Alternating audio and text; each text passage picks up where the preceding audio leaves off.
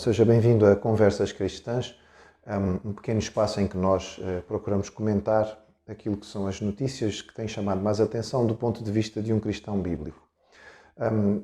As notícias, os noticiários todos têm dado uma grande ênfase naquilo que foi, digamos, um novo episódio dos vários que têm acontecido de guerra aberta entre Israel e, no caso, o Hamas, um movimento representante de algum modo, apesar de ser um partido político e um movimento terrorista, mas representante dos palestinianos. A nossa mídia tem apresentado as notícias quase que exclusivamente do ponto de vista negativo no que diz respeito a Israel, ou seja, Israel a fazer massacre de inocentes, às vezes se usa a expressão genocídio, a linguagem parece ser como se Israel não tivesse direito de existir e simplesmente Israel devia desaparecer para que os palestinianos pudessem tomar conta do território, que afinal é deles, porque aquela região chama-se Palestina e portanto pertence a eles. Ou seja, a mídia tem sido toda basicamente contrária àquilo que é a posição israelita. É importante nós termos alguma perspectiva histórica para perceber do que é que estamos a tratar aqui. Nós devemos lembrar que o povo de Israel, como povo, passa a existir apenas na altura em que sai do Egito, cerca de 1400 anos antes de Cristo, e é nesta altura que eles chegam a esta região que hoje é chamada Palestina, não foi chamada assim até a era cristã, nesta altura era Canaã, e havia ali de facto povos cananitas, o que aconteceu em muitos movimentos de povos em todo o mundo, toda a história da humanidade. Os israelitas ocuparam aquele território, sendo um povo mais forte e dominando aquela região. Os israelitas, a partir desta altura, ocuparam este território até que houve impérios, como aconteceu com o Império Assírio, que derrotou o Reino do Norte em 722 a.C. e depois os babilônicos, o Reino do Sul, em 586. No entretanto, o exílio israelita não foi muito prolongado, foram algumas décadas. Houve sempre judeus a morar na Terra Santa e eles logo regressaram e voltaram a centrar-se em Jerusalém e na Judeia, conseguindo a sua independência novamente um pouco antes de Cristo, 100 e poucos anos antes de Cristo, tornando a perder a sua independência para os romanos. No ano 70, já da era cristã, é que então há a destruição de Jerusalém. Os judeus vão se concentrar no norte, na Galileia, e só no segundo século, com a revolta de Bar Kokhba, é que finalmente podemos dizer que há um exílio absoluto e os israelitas deixam de ocupar este território. E é nesta altura que se começa a usar a expressão Palestina durante a ocupação romana. Ou seja, significa que Israel terá tido uma ocupação de aproximadamente 1500 anos desta zona, ou seja, houve 1500 anos de ocupação do território por parte dos israelitas. Vamos lembrar que Portugal, este cantinho da Europa que nos pertence desde que Portugal foi fundado, no século XIII, e portanto nós temos cerca de 800 anos de ocupação do território. Israel ocupou quase o dobro deste tempo aquele território e foram expulsos da sua terra e assim permaneceram. Apenas no século VII da nossa era é que aconteceu a ocupação muçulmana por parte da expansão dos exércitos muçulmanos que ocuparam aquela região e a partir de 1516 a Palestina passou a fazer parte do Império Otomano. Nesta altura havia judeus a morar na terra, havia sempre poucos, o território não era respeitado, os judeus estavam essencialmente espalhados pelo mundo, sofrendo muito em todas as terras que estiveram e sempre com o sonho de voltarem a ter o seu território. Durante a Primeira Guerra Mundial, o Império Otomano é derrotado, a região da Palestina passa para a ocupação da França e do Reino Unido e a partir de 1920 passa a estar sobre a dominação específica dos ingleses.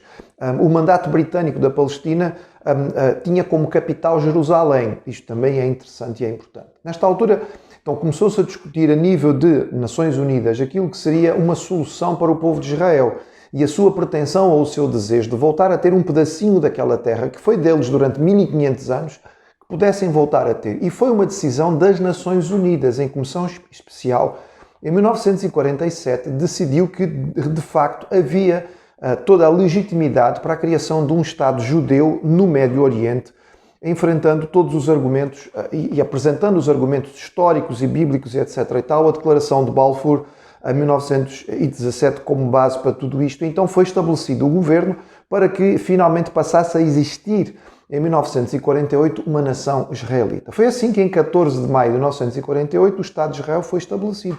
E já aí, imediatamente, aconteceu a primeira agressão. Atenção, Israel ocupou um território que foi dado a ele pelas Nações Unidas, reconhecendo que eles tinham o direito de ter um pedacinho do Médio Oriente. Os povos árabes à volta não aceitaram as decisões das Nações Unidas e imediatamente atacaram, logo após a independência. Isto aconteceu um ataque simultaneamente por 3 frentes. Eles foram atacados pela Síria, pela Jordânia, pelo Líbano, foram atacados pelo Egito e toda a gente achava que isto ia simplesmente acabar em derrota. O objetivo dos ataques destas nações árabes muçulmanas era acabar com o Estado de Israel que tinha acabado de nascer. Só que em vez de vencerem, eles perderam. E acabou por haver um aumento do território ocupado por Israel. E é nesta altura que acontece então a deslocação, a primeira grande deslocação em massa dos palestinianos, que teriam ocupado este território de forma tranquila e pacífica se os povos árabes não tivessem estacado Israel. Foram cerca de 700 mil. Hoje serão já alguns milhões de palestinianos nesta região. Interessante também dizer que a expressão Palestina só passa a ser usada durante a ocupação romana, já na nossa era, ou seja, já na era cristã, e este nome é derivado dos filisteus, portanto, da Filistia, que dá origem à expressão Palestina. Curioso porquê? Porque os filisteus são claramente um povo estrangeiro. Os filisteus são uma cultura da região de Creta, portanto, sob influência grega, que chega em 1200 e pouco antes de Cristo à região e que ocupou sempre uma pequena faixa de território chamada a faixa de Gaza, onde hoje estão também parte dos territórios palestinianos. Ou seja, este aspecto de história é importante para nós percebermos que Israel é um Estado legítimo. Estamos a falar de um Estado democrático, de um Estado que foi reconhecido pelas Nações Unidas, num Estado em que as eleições permitem a participação dos árabes que são residentes no seu território, um Estado que é um Estado de direito, que reconhece, por exemplo, o direito e a posição importante das mulheres, teve chefes de Estado femininas, como Golda Meir, que foi uma grande primeira-ministra, reconhece a posição, por exemplo, dos homossexuais, etc. Do outro lado, nós temos um movimento terrorista. O Hamas é um movimento terrorista, não é um Estado. Este movimento terrorista, por exemplo, não aceita a homossexualidade, simplesmente os elimina e as mulheres não têm direito à palavra. É tão interessante que toda esta gente de esquerda, que, enfim, movimentos como Black Lives Matter e etc. e tal, que fala tanto contra o racismo e a discriminação, no entretanto, nesta ocasião, estão totalmente ao lado de um movimento terrorista que não permite qualquer espaço para estas minorias que eles teoricamente defendem tanto, falando em genocídio a respeito dos israelitas contra os palestinos. É sempre apresentado como grande número de mortos na Palestina e não em Israel. Sabem porquê, não é? Isso é óbvio, toda a gente percebe isto. É porque Israel investe fortemente na segurança do seu próprio povo. Vimos isto, sendo que Israel foi uma das primeiras nações a atingir 70% da vacinação nesta altura de pandemia. Eles têm um sistema anti-míssil extraordinariamente eficaz, que elimina mais de 90% dos mísseis enviados pelo Hamas. Se não fosse assim, teríamos milhares, talvez, de mortos do lado israelita. Não acontece por causa desta grande proteção. Esta tecnologia podia ser aplicada pelos palestinianos, mas o que é que o Hamas faz? Não somente não protege o seu povo, como coloca as suas bases no meio dos civis. Antes de Israel atacar, o governo israelita sempre manda informar quando vai mandar mísseis para uma zona que é habitada por civis, para que haja tempo de evacuação. O que aconteceu nesta ocasião foi que eles conseguiram, por exemplo, destruir um grande sistema de túneis onde os palestinianos fazem e o Hamas faz circular as suas armas e o seu contrabando. Estes túneis estão em região de civis, portanto, eles não somente não protegem a sua população, como colocam os civis como escudo humano. Estamos defendendo todas as atitudes tomadas por Israel? Não.